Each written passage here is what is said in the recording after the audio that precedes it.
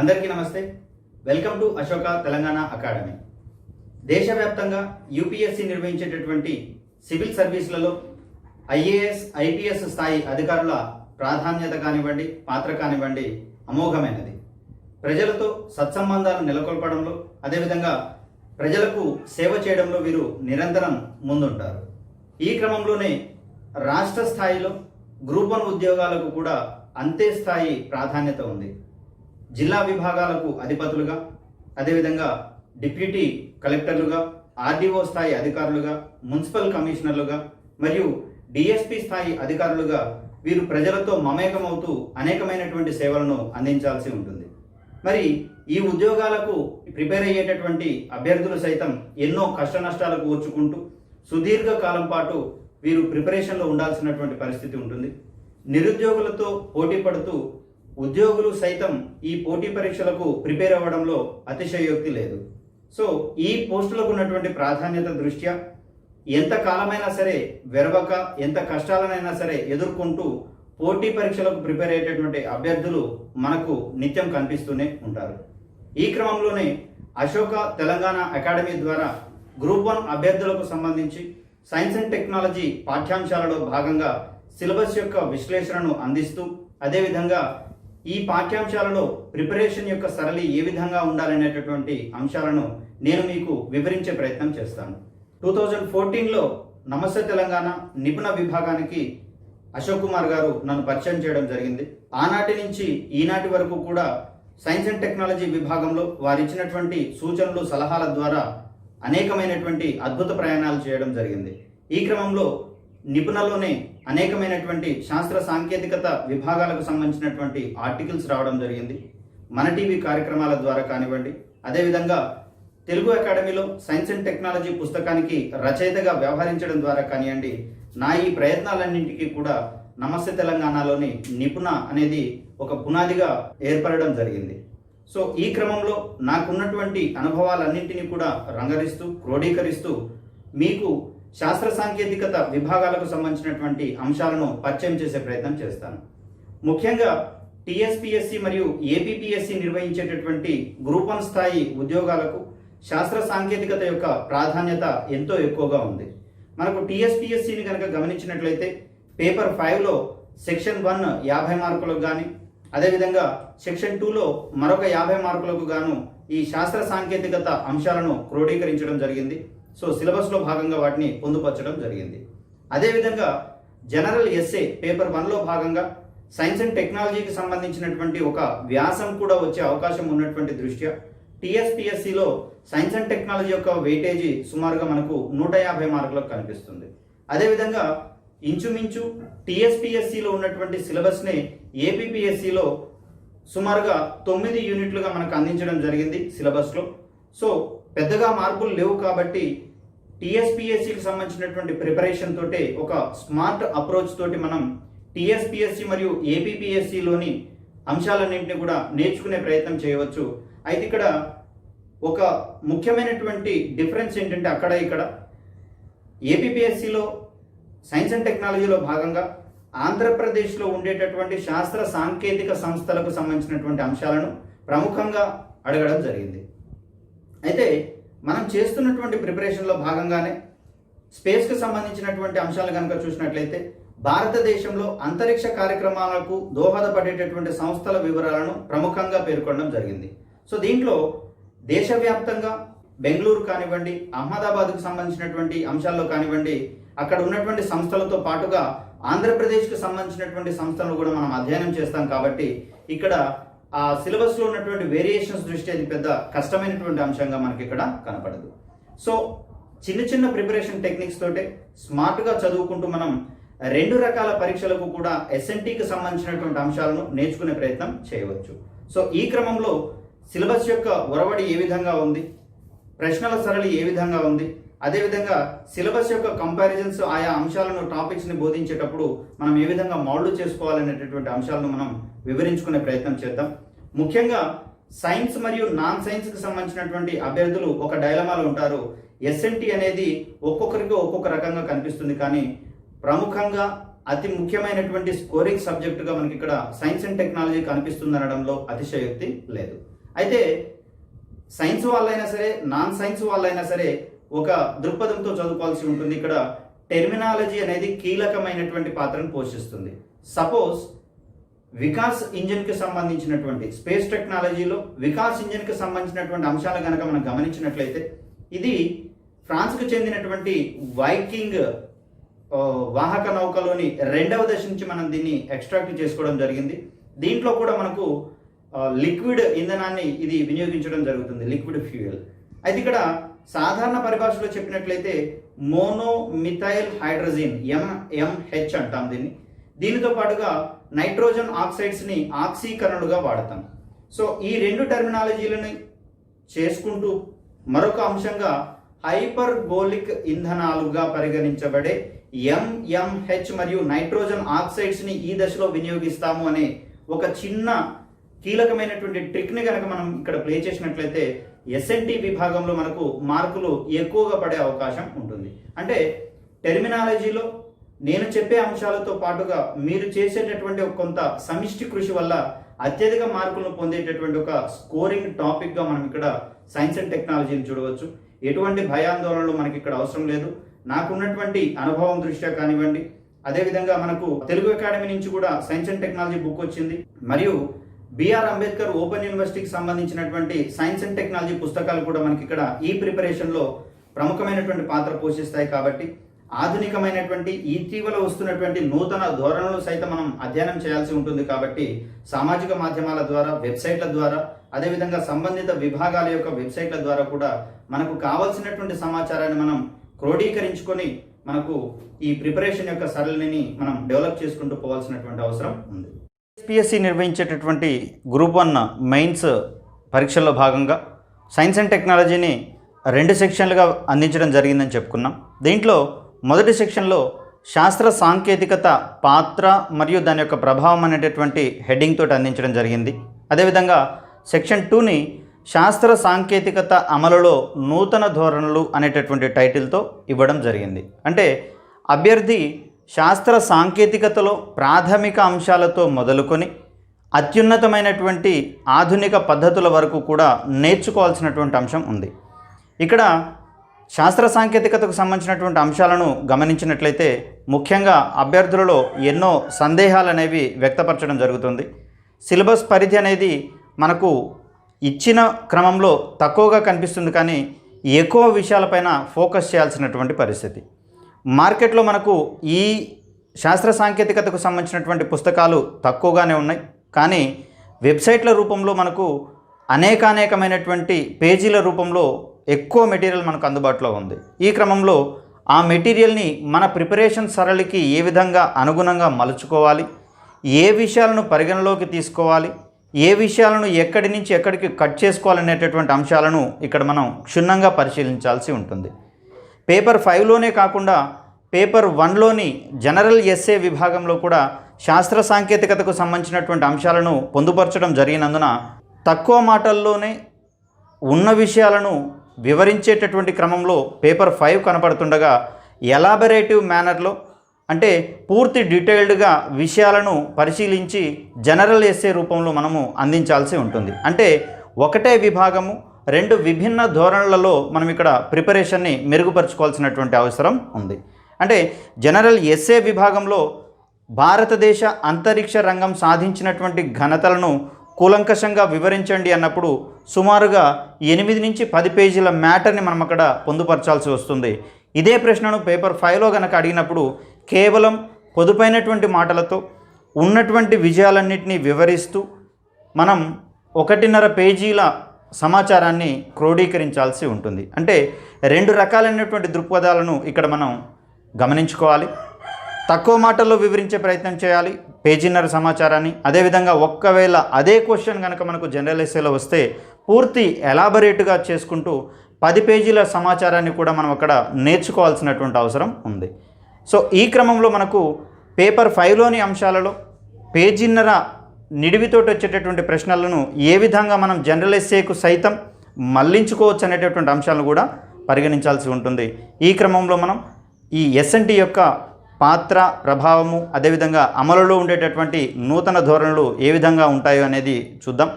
అదేవిధంగా కేవలం ఇక్కడున్నటువంటి అంశాలే ఏపీపీఎస్సిలో కూడా రిఫ్లెక్ట్ అవుతున్నాయి కాబట్టి పెద్దగా ఇక్కడ తేడాలు అనేవి, వ్యత్యాసాలు అనేవి లేవు. కాబట్టి ఒకటే ప్రిపరేషన్ తోటి 2 రకాల పరీక్షలకు అంటే టీఎస్పీఎస్సి కానివ్వండి, ఏపీపీఎస్సి కానివ్వండి పూర్తి సన్నద్ధులుగా తయారు చేసేటటువంటి గురుతర బాధ్యతను అశోక తెలంగాణ అకాడమీ నా మీద మోపింది. కాబట్టి వారి యొక్క నమ్మకాన్ని వమ్ము చేయనీయకుండా మీకు పూర్తి సమాచారాన్ని నాకున్నటువంటి అనుభవంతో అందించే ప్రయత్నం చేస్తాను. టీఎస్పీఎస్సిలోని గ్రూప్ 1 మెయిన్స్ భాగంగా పేపర్ 5లో సైన్స్ అండ్ టెక్నాలజీకి సంబంధించినటువంటి సిలబస్ను పరిశీలిస్తున్నాం. దీంట్లో సెక్షన్ 1ని మనకు సైన్స్ అండ్ టెక్నాలజీ పాత్ర మరియు ప్రభావం అనేటటువంటి అంశాలుగా పొందుపరచడం జరిగింది. సెక్షన్ 1ని దీంట్లో 5 యూనిట్లను ఇచ్చారు. ముఖ్యంగా ఫిజికల్ సైన్స్కి సంబంధించినటువంటి పాఠ్యాంశాలను దీంట్లో పొందుపరచడం జరిగింది.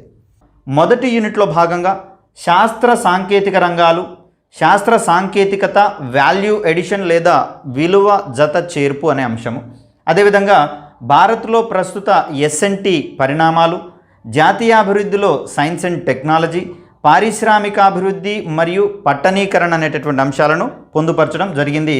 దీనిని టాపిక్ల వారికి ఇట్లా మనం సబ్ టాపిక్స్గా డివైడ్ చేసుకున్నాం మొదటి యూనిట్కి సంబంధించి. మరి శాస్త్ర సాంకేతిక రంగాలు అంటే వాస్తవానికి శాస్త్రము వేరు, సాంకేతికత వేరు. శాస్త్రము వేరు, సాంకేతికత వేరు. ఏ విధంగా వేరు అంటే శాస్త్రము లేదా దీన్ని విజ్ఞాన శాస్త్రము అంటాము. విజ్ఞాన శాస్త్రము. ఈ విజ్ఞాన శాస్త్రం అంటే ఏంటంటే పంచేంద్రియాలతో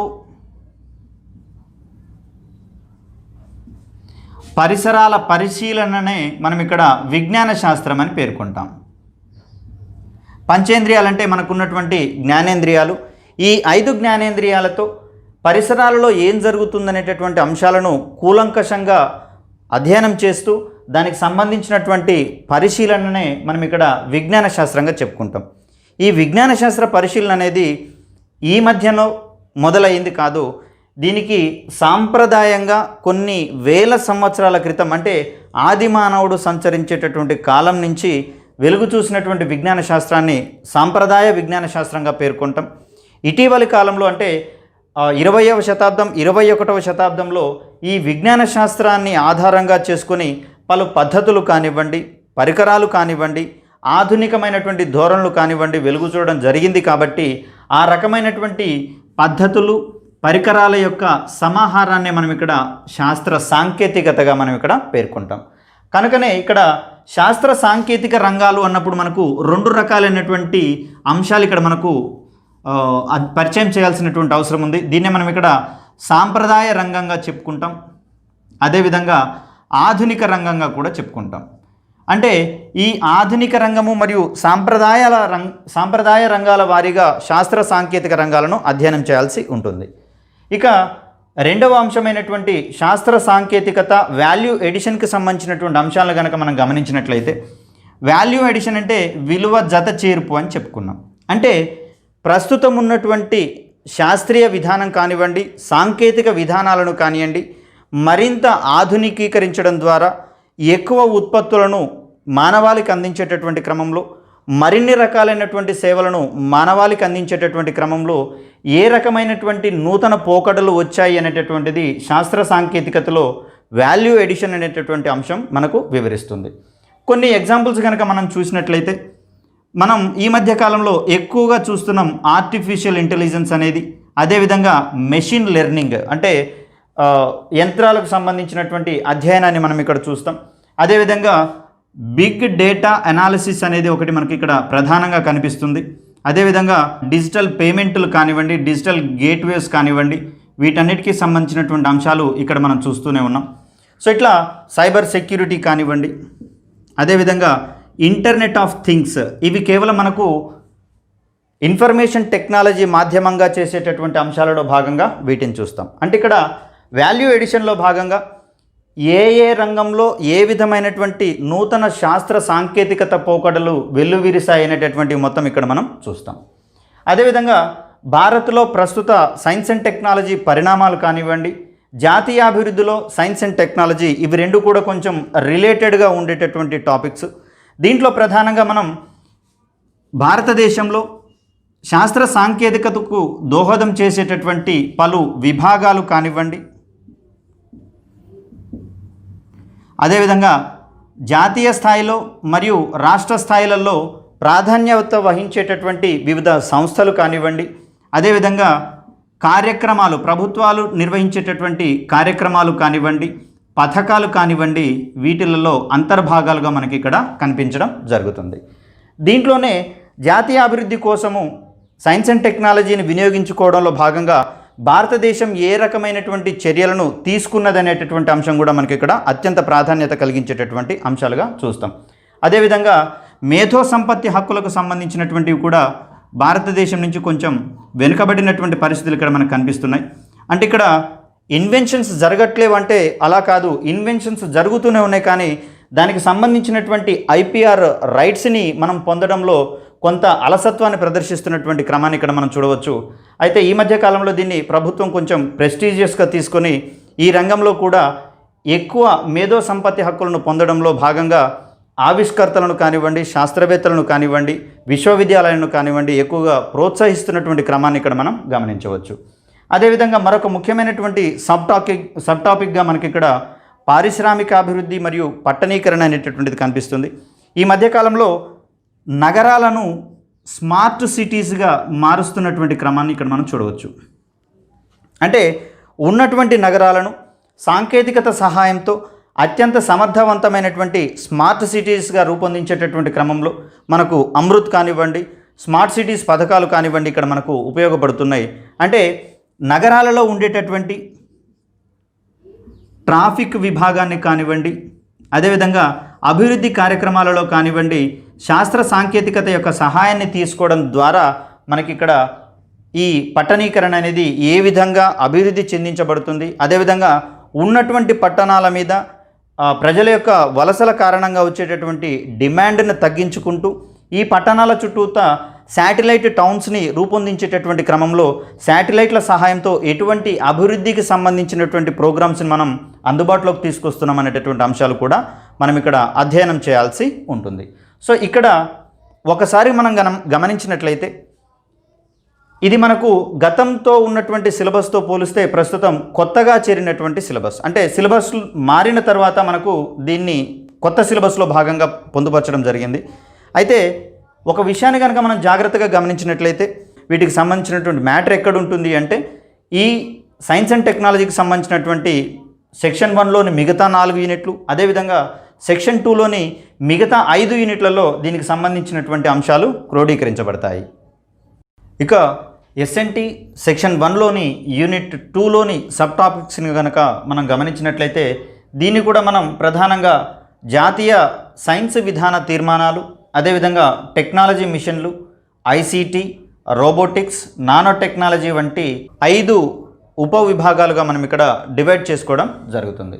సో దీంట్లో ముఖ్యంగా జాతీయ సైన్స్ విధాన తీర్మానాలను గనక మనం పరిశీలించినట్లయితే ఎప్పుడైతే ప్రపంచంలో మొట్టమొదటి అంతరిక్ష ప్రయోగం రష్యా వాళ్ళు జరిపారో స్పుత్నిక్ రూపంలో, అప్పుడు నెహ్రూ గారు అప్పటి ప్రధానమంత్రి పార్లమెంటులో ప్రసంగిస్తూ ప్రపంచంలోని అగ్రదేశాలన్నీ కూడా అంతరిక్ష ప్రయోగాలలో ముందుంటుండగా భారతదేశంలో ఇంకా కూడా ఎడ్లబండి ప్రధానమైనటువంటి రవాణా సాధనంగా ఉంది. ఈ ధోరణిని మనం రాబోయే తరంలోనైనా రాబోయే కాలంలోనైనా తొలగించాల్సినటువంటి అవసరం ఉంది. ఈ క్రమంలో మనం ఎంతో ముందుకు ప్రయాణించాల్సినటువంటి అవసరం ఉంది అనేటటువంటి అంశాన్ని క్రోడీకరించడం జరిగింది. సో ఆయన యొక్క ఆశయాలు మరియు విధానాలకు అనుగుణంగా, అదేవిధంగా విక్రమ్ సారాభాయ్ వంటి పెద్దవారి యొక్క అండల ఆధారంగా మనకి ఇక్కడ జాతీయ సైన్స్ విధాన తీర్మానాలను పొందుపరుచుకోవడం జరిగింది. అంటే భారతదేశం అప్పట్లో ఉన్నటువంటి మూఢనమ్మకాల నుంచి, అదేవిధంగా నిరక్షరాస్యత నుంచి, అదేవిధంగా సౌకర్యాల లేమి నుంచి భారతీయ సమాజాన్ని ఒక్క ఉదుటున బయటపడేసి అప్పుడున్నటువంటి సమస్యలకు శాశ్వత పరిష్కారాలను రూపొందించేటటువంటి క్రమంలో జాతీయ సైన్స్ విధాన తీర్మానాలు మనకు రూపొందించబడడం జరిగింది. దీంట్లో భాగంగా మొట్టమొదటి సైన్స్ విధాన తీర్మానంగా 1958 సైన్స్ విధాన తీర్మానం కనిపిస్తుంది. సో దీంట్లో ప్రధానంగా స్వదేశీ పరిజ్ఞానానికి పెద్దపీట వేస్తూ కొన్ని ప్రాధాన్యత రంగాలను, వ్యవసాయము, పరిశ్రమలు వంటి ప్రాధాన్యత రంగాలను గుర్తించి ఈ అంశాలలో స్వదేశీ పరిజ్ఞానాన్ని ఉపయోగిస్తూనే అప్పుడున్నటువంటి పరిస్థితుల నుంచి సమాజాన్ని బయటపడవేయాలనేటటువంటి దృక్పథంతో మనకి ఇక్కడ ఈ విధాన తీర్మానాన్ని రూపొందించడం జరిగింది. దీని తర్వాత 1983 జాతీయ సైన్స్ విధాన తీర్మానాన్ని రూపొందించడం జరిగింది. అంటే దీన్ని ఎందుకు తీసుకొచ్చారు అంటే 1958 విధాన తీర్మానం కేవలం స్వదేశీ పరిజ్ఞానానికి పెద్దపీట వేయగా, ప్రస్తుతం ఉన్నటువంటి సామాజిక అవసరాల దృష్ట్యా స్వదేశీ పరిజ్ఞానం ఒక్కటే మన యొక్క అవసరాలను తీర్చదన్న దృక్పథంతో 1983 శాస్త్రీయ విధాన తీర్మానంలో స్వదేశీ పరిజ్ఞానంతో పాటుగా కొంత విదేశీ పరిజ్ఞానాన్ని సైతం మనం దిగుమతి చేసుకొని మన దేశీయ అవసరాలకు అనుగుణంగా దాన్ని మార్చుకొని వినియోగించుకోవాల్సినటువంటి అవసరం ఉందనే అంశాన్ని గుర్తించి తదనుగుణమైనటువంటి ఆశయాలు, లక్ష్యాలను దీంట్లో పొందుపరచడం జరిగింది. తర్వాత ప్రపంచం మొత్తం పారిశ్రామికీకరణ దిశగా పరుగులు పెడుతున్నటువంటి తరుణంలో భారతదేశంలో సైతం ఎల్పిజి అంటే లిబరలైజేషను, ప్రైవేటైజేషను మరియు గ్లోబలైజేషన్కి సంబంధించినటువంటి అంశాలను తీసుకొని రావాల్సినటువంటి అవసరం ఉన్నట్లుగా గుర్తించడం జరిగింది. మరి ఈ క్రమంలో ప్రపంచవ్యాప్తంగా ఉన్నటువంటి పలు కంపెనీలు మొత్తం భారతీయ మార్కెట్లలోకి తమ వస్తువులను ముంచెత్తినటువంటి తరుణంలో ఆ పోటీకి అనుగుణంగా స్వదేశీ సంస్థలను ఏ విధంగా మనం డెవలప్ చేయాలనేటటువంటి అంశాలను ఈ 2003 శాస్త్రీయ విధాన తీర్మానంలో పొందుపరచడం జరిగింది. అంటే ఇక్కడ కాలక్రమంగా 1958 అనేది స్వదేశీ పరిజ్ఞానానికి పెద్దపీట వేయగా 1983లో కొన్ని ప్రాధాన్యత రంగాలలో అంటే వస్త్ర పరిశ్రమ కానివ్వండి, వ్యవసాయం కానివ్వండి, పలు ఉక్కు పరిశ్రమలకు సంబంధించినటువంటివి కానివ్వండి, ఇట్లాంటి పరిశ్రమలలో స్వదేశీ పరిజ్ఞానం ఒక్కటే సరిపోదన్న అంశాలను గుర్తించి విదేశీ పరిజ్ఞానాన్ని సైతం తీసుకురావాల్సినటువంటి అవసరం ఉన్న దృష్ట్యా 1983 విధాన తీర్మానాన్ని రూపొందించడం జరిగింది. సో తదుపరి ఎల్పిజి లక్ష్యాలకు అనుగుణంగా మొట్టమొదటి పారిశ్రామిక విధాన తీర్మానంగా వచ్చిన తర్వాత రూపొందించుకున్నటువంటి సైన్స్ విధాన తీర్మానంగా మనకి ఇక్కడ 2003 నిలుస్తుంది. జాతీయ సైన్స్ కాంగ్రెస్ శతాబ్ది సమావేశాలలో భాగంగా మన్మోహన్ సింగ్ గారి చేతుల మీదుగా శాస్త్ర సాంకేతికత నవకల్పనల విధాన తీర్మానాన్ని రిలీజ్ చేయడం జరిగింది. సో దీంట్లో భాగంగా 2010-2020 దశాబ్దాన్ని 2010-2020 దశాబ్దాన్ని నవకల్పనల దశాబ్దంగా మనకి ఇక్కడ డిజైన్ చేయడం జరిగింది. అంటే దీంట్లో నవకల్పనలు, ఇన్నోవేషన్స్కి ప్రధాన పాత్ర వహించాల్సినటువంటి అవసరాన్ని గుర్తించి దీనిని నవకల్పనల దశాబ్దంగా డెకేడ్ ఆఫ్ ఇన్నోవేషన్స్ అనేటటువంటి అంశంగా ఇక్కడ మనం చూస్తాం. ఇకపోతే శాస్త్రీయ విధాన తీర్మానాలలో ప్రధానమైనటువంటి మార్పుల గురించి మనం ఇక్కడ తీర్మానాల వారీగా తీసుకున్నటువంటి దృష్ట్యా దీన్ని మనం అధ్యయనం చేయాల్సి ఉంటుంది. దీని మీద గతంలో మనకు 2016లో క్వశ్చన్ రావడం జరిగింది. శాస్త్ర సాంకేతికత విధాన పథంలో స్వాతంత్ర్యానంతరం వచ్చినటువంటి మార్పులను దీంట్లో మనకు అందించడం జరిగింది, ప్రశ్న రూపంలో అడగడం జరిగింది. కాబట్టి ఇవి రెండుకు సంబంధించినటువంటి అంశాలు. మరొక ముఖ్యమైనటువంటి అంశాన్ని కనుక మనం ఇక్కడ గమనించినట్లయితే దేశంలో వెనుకబడినటువంటి రంగాలను గుర్తించి ఆయా రంగాలను కొంత నియమిత కాలంలో లేదా తక్కువ కాలంలో వాటిని ఒకేసారి అభివృద్ధి పథంలోకి తీసుకొని రావడానికి ప్రభుత్వం కానివ్వండి, ప్రభుత్వ విభాగాలు కానివ్వండి, సంబంధిత శాఖలు కానివ్వండి చేయాల్సినటువంటి కార్యాచరణనే మనం ఇక్కడ టెక్నాలజీ మిషన్లుగా చెప్తాం. కార్యాచరణనే టెక్నాలజీ మిషన్స్గా చెప్తాం. దీనికి సంబంధించి శ్యామ్ పిట్రోడా మరియు నెహ్రూల యొక్క సంయుక్త కృషి ఆధారంగా టెక్నాలజీ మిషన్స్ అనేవి రూపొందించడం జరిగింది. సరే, ప్రారంభంలో ఉన్నటువంటి టెక్నాలజీ మిషన్స్ చాలా ఉన్నా కూడా ఈ మధ్య కాలంలో వచ్చినటువంటి నేషనల్ డిజిటల్ లిటరసీ మిషన్,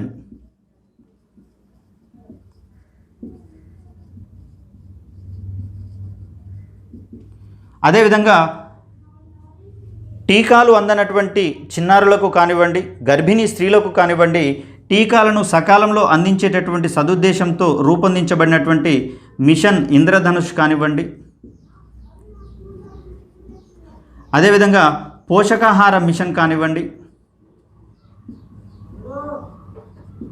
అదేవిధంగా నానో టెక్నాలజీ మిషన్ కానివ్వండి, తదుపరి సూపర్ కంప్యూటింగ్ మిషన్, దీన్నే మనం అడ్వాన్స్డ్ కంప్యూటింగ్ మిషన్ అని చెప్పేసి అని కూడా అంటాము. వీటన్నిటికీ సంబంధించినటువంటి ప్రాథమిక అంశాలను, అదేవిధంగా నిర్ధారించుకున్నటువంటి లక్ష్యాలను, సాధించినటువంటి ఘనతలను కూడా మనం ఇక్కడ క్షుణ్ణంగా అధ్యయనం చేయాల్సినటువంటి అవసరం ఉంది. దీనికి సంబంధించి ఏ విభాగం ఆధ్వర్యంలో ఆయా మిషన్లను అమలు చేస్తారు, దానికి సంబంధించినటువంటి విధి విధానాలు, ఆబ్జెక్టివ్స్ మీద మనకి ఇక్కడ ఎక్కువగా ప్రశ్నలు రావడం జరుగుతుంది. ఇక మరొక ముఖ్యమైనటువంటి అంశంగా అత్యంత తక్కువ పదాలతోటి ఈ సిలబస్ను మనకి ఇక్కడ పొందుపరచడం జరిగింది ఐసిటి అనేటటువంటి విభాగం. ఇది ఒకే లైన్లో కనిపిస్తోంది, కానీ దీన్ని స్కోప్ దృష్ట్యా చూసినట్లయితే ఎక్కువ అంశాలను ఇక్కడ మనం అధ్యయనం చేయాల్సి ఉంటుంది. సరే, ఇప్పుడే చెప్పుకున్నటువంటి టెక్నాలజీ మిషన్లో మనకి ఇక్కడ సూపర్ కంప్యూటర్లకు సంబంధించినటువంటి మిషన్ అడగడం జరిగింది. కాబట్టి కొన్ని అంశాలు అనేవి మిగతా టాపిక్లలో ఓవర్లాప్ అవుతున్నటువంటి దృష్ట్యా మనం కొంచెం జాగరూకతతోటి వాటిని అధ్యయనం చేయాల్సినటువంటి అవసరం ఉంది. సరే, మరి ఇక్కడ కంప్యూటర్ అంటే ఏమిటి, రకాలు, జనరేషన్లు, అదేవిధంగా అప్లికేషన్స్ ఆఫ్ కంప్యూటర్స్, వీటన్నిటి మీద గతంలో ఎన్నో సందర్భాలలో క్వశ్చన్స్ రావడం జరిగింది. మనకి ఇక్కడ 2016లో కూడా ఐసిటి అనగానేమి, ఐసిటి అనేది ప్రస్తుతం ఉన్నటువంటి సామాజిక నిర్మాణంలోని అడ్డంకులను ఏ విధంగా అధిగమించగలుగుతుందనే అంశంలో క్వశ్చన్ రావడం జరిగింది. అంటే ఇక్కడ రంగాల వారీగా ఐసిటి లేదా కంప్యూటర్ యొక్క అప్లికేషన్స్ ఏ విధంగా ప్రభావితం చూపించబోతున్నాయనే అంశాలను మనం ఇక్కడ గుర్తించాల్సి ఉంటుంది. అంతేందుకు ఇప్పుడు కరోనా ప్రపంచవ్యాప్తంగా విలయతాండవం చేస్తున్నటువంటి ప్రస్తుత తరుణంలో ఇక్కడ అశోక తెలంగాణ అకాడమీ మాధ్యమం ద్వారా మీ ముందుకి ఈ సైన్స్ అండ్ టెక్నాలజీ పాఠ్యాంశాలు కానివ్వండి, గ్రూప్ 1, గ్రూప్ 2కు సంబంధించినటువంటి హిస్టరీ పాఠ్యాంశాలు తీసుకొచ్చే క్రమం కూడా ఇక్కడ మనం ముఖ్యమైనటువంటి ఒక కంప్యూటర్ అప్లికేషన్గా మనం ఇక్కడ చెప్పుకోవచ్చు. అంటే విద్యారంగంలో సైతం సమున్నతమైనటువంటి సమూలమైనటువంటి మార్పులను మనం ఇక్కడ గమనించాల్సినటువంటి అవసరం ఉంది. అంటే ఇక్కడ సెక్షన్ 1లో ఎస్ఎన్టీలో ఉండేటటువంటి అంశాలన్నీ కూడా సమకాలీనమైనటువంటి దృక్పథంతో ఉండేటటువంటి అంశాలే. ఇక్కడ ఒకవేళ నేను చెప్పినటువంటి అంశము తర్వాత ఎమ్మటే మరొక కొత్త అప్డేట్ వచ్చినట్లయితే అభ్యర్థులు ఇక్కడ నేను చెప్పినటువంటి అంశాల క్రింద వాటిని కూడా యాడ్ చేసుకుంటూ పోయినట్లయితే కొంచెం కాంటెంపరీగా తాజాగా ఉండేటటువంటి సమాచారంతో మన యొక్క ఎస్ఎస్ అనేవి గుబాలిస్తాయి. కాబట్టి ఆ రకమైనటువంటి ఓరియంటేషన్ మనం ఇక్కడ అలవర్చుకోవాలి. సో ఇక్కడ కంప్యూటర్ యొక్క అప్లికేషన్స్ అనేవి మనకు రంగాల వారీగా అందించడం జరిగింది. అదేవిధంగా ఇటీవల ఒక ప్రశ్నను కనుక మనం గమనించినట్లయితే డిజిటల్ డివైడ్ మీద అడగడం జరిగింది.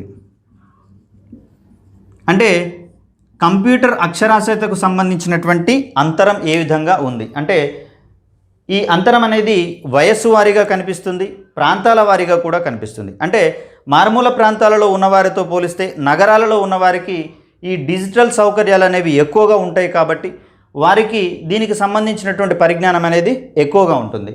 అయితే ఈ మధ్యకాలంలో మారుమూల ప్రాంతాల వారికి కూడా ఇంటర్నెట్ అందించాలనేటటువంటి సదుద్దేశంతో గూగుల్ వారు కానివ్వండి, సంబంధిత ఇంటర్నెట్ సర్వీస్ ప్రొవైడర్లు కానివ్వండి, వారి యొక్క మార్కెట్ని విస్తృతం చేసుకోవాల్సినటువంటి అవసరాలను గుర్తించి ఇక్కడ స్మార్ట్ ఫోన్ల రూపంలో, అదేవిధంగా 4G టెక్నాలజీ రూపంలో సౌకర్యాలను కల్పించడం ద్వారా మరింత మందికి ఈ కంప్యూటర్లు మరియు ఐసిటి యొక్క అనువర్తనాలను అందించేటటువంటి క్రమాన్ని ఇక్కడ మనం చూస్తున్నాం. అంతేందుకు ఈ మధ్యకాలంలో డిజిటల్ ఇండియాలో భాగంగా ప్రముఖమైనటువంటి దేశవ్యాప్తంగా ఉండేటటువంటి, అదేవిధంగా ప్రాంతీయంగా ప్రాధాన్యత కలిగినటువంటి పండుగల సమయాలలో సంబంధిత మంత్రిత్వ శాఖలు కానివ్వండి, ప్రధానమంత్రి ద్వారా కానివ్వండి, మన వ్యక్తిగత మొబైల్ నెంబర్లకు శుభ సందేశాలు అందించేటటువంటి క్రమాన్ని కూడా మనం ఇక్కడ గమనించవచ్చు. సో దీనికి సంబంధించినటువంటి అనేకానేకమైనటువంటి అంశాలు ఇక్కడ మనకు ఉన్నాయి. డిజిటల్ ఇండియాలో భాగంగా ఏ రకమైనటువంటి కార్యక్రమాలు చేపట్టబడ్డాయి, అదేవిధంగా సూపర్ కంప్యూటర్ల యొక్క సరళి ఏ విధంగా ఉంది, వాతావరణ అధ్యయనంలో సూపర్ కంప్యూటర్ల యొక్క అనువర్తనాలు ఏ విధంగా ఉన్నాయి, ఈ మధ్య కాలంలోనే ప్రత్యూష్ మరియు మిహిర్ అనేటటువంటి సూపర్ కంప్యూటర్లను పూర్తి స్థాయిలో డెడికేటెడ్ చేయబడినటువంటి 2 సూపర్ కంప్యూటర్లు మనం ఆవిష్కరించుకున్నాము వాతావరణ అంచనాల కోసం. సో ఇట్లాంటి అంశాలన్నీ కూడా మనము రంగాల వారీగా ఏ రంగానికి ఏ విధమైనటువంటి అప్లికేషన్స్ ఉన్నాయనేటటువంటివి కూడా మనం ఇక్కడ ఐసిటీలో భాగంగా అధ్యయనం చేయాల్సి ఉంటుంది. ఇది సింగిల్ లైన్గా మనకి ఇచ్చినటువంటి సిలబస్ అయినా కూడా దీంట్లో అత్యంత ప్రాథమికమైనటువంటి అంశాలు చాలా ఉన్నాయి. దీంట్లోనే ఈ మధ్య కాలంలో వస్తున్నటువంటి నూతన అంశాలైనటువంటి బ్లాక్ చైన్ టెక్నాలజీ,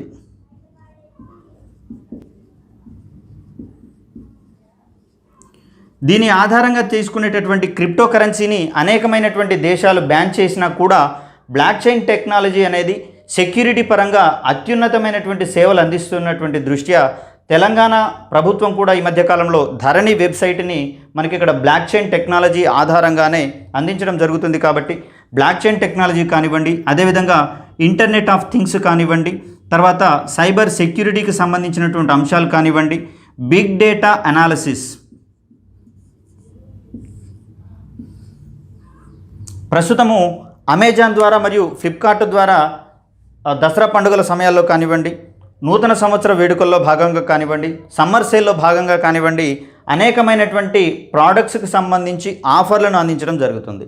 అయితే ఆయా మార్కెటింగ్ వెబ్సైట్లలో, ఈ కామర్స్ వెబ్సైట్లలో మనం ఏ ఏ ప్రోడక్ట్స్కి సంబంధించినటువంటి సమాచారాన్ని అయితే మనం ఎక్కువగా సెర్చ్ చేస్తున్నామో మిషన్ లెర్నింగ్ పరిజ్ఞానం ద్వారా సంబంధిత విభాగాలు గుర్తించి మనం తదుపరి ఏ అప్లికేషన్స్ని ఓపెన్ చేసినా కూడా కింద ప్రకటనల రూపంలో ఆ ప్రోడక్టులకు సంబంధించినటువంటి తాజా సమాచారాన్ని మనకు నిరంతరం అందించడం జరుగుతుంది.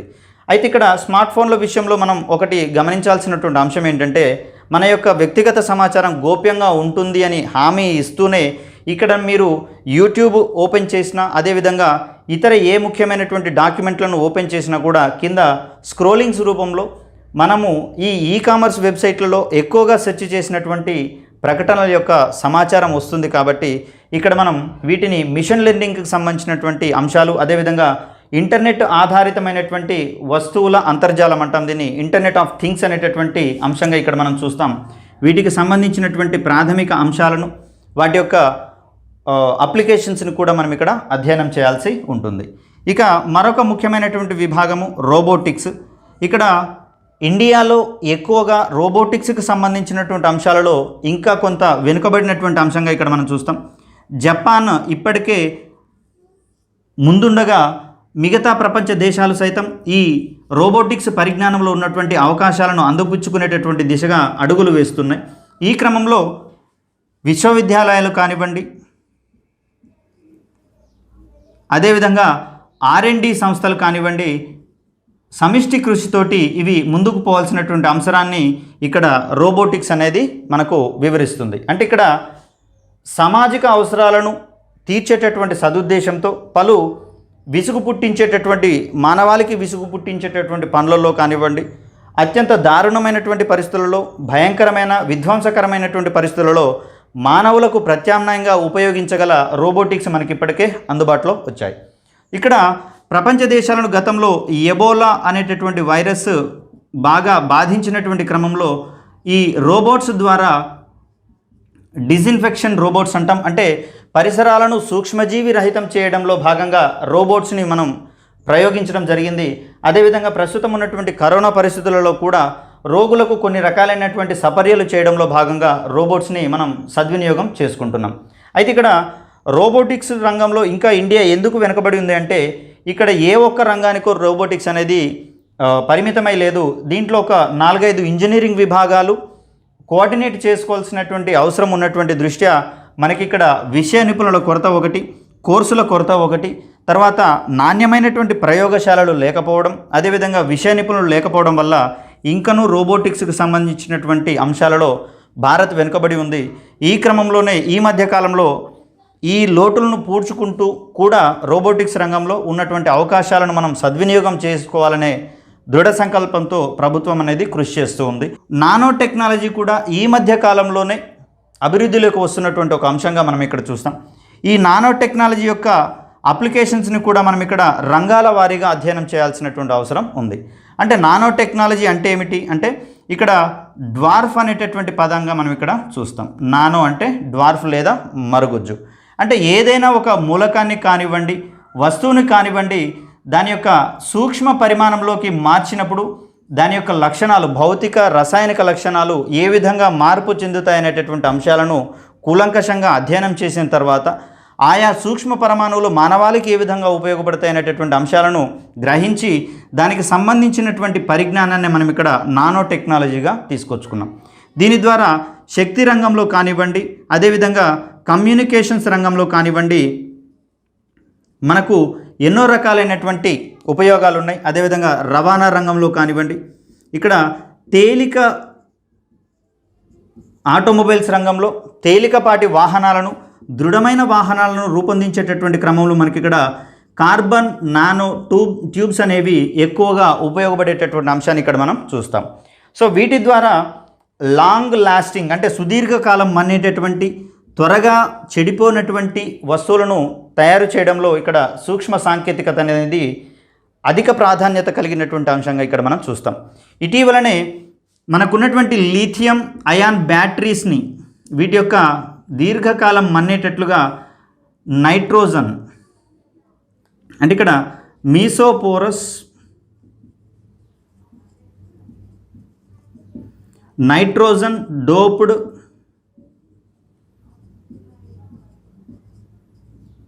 గ్రాఫీన్.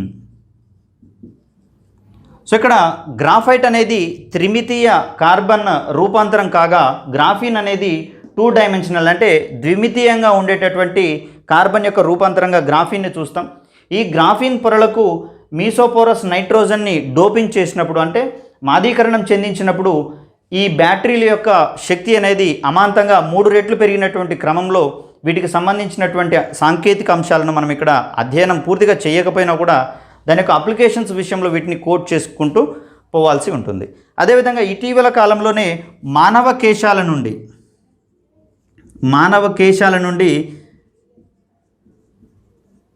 కార్బన్ మరియు నైట్రోజన్కి సంబంధించినటువంటి క్వాంటమ్ డాట్స్ని డెవలప్ చేయడం జరిగింది. కార్బన్ మరియు నైట్రోజన్లకు సంబంధించినటువంటి క్వాంటమ్ డాట్స్ను వేరు చేయడం జరిగింది. మానవ కేశాలను వేడి చేసిన తర్వాత వచ్చినటువంటి బూడిద నుంచి వీటిని వేరు చేయడం జరిగింది.